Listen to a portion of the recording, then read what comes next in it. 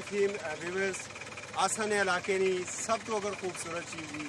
और जीप ही बड़े बड़े मुश्किल जगह पर गशनी उन्हें जीपा नहीं हालत भी कुछ अजीब जी होनी किसी ने टायर ना तो किसी ने ब्रेक नहीं किसी ने गेयर पता ना लगना ना लगना बड़ी खूबसूरत जीप है शेरपुर आया मेरी राय भी नज़र आई मैंने को पूछने की कोशिश करना है कि इतनी खूबसूरत जीप ही ने बनाई किसने। अस्सलाम वालेकुम क्या ना आया जी सोना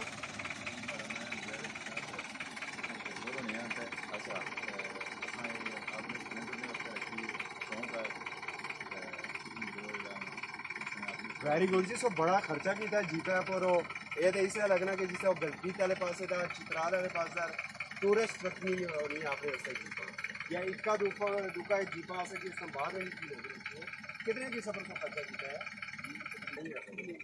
बड़ा मज़ा आया अपने मज़ा है बाकी देखने में मैं लेकिन जीप में अपने मज़ा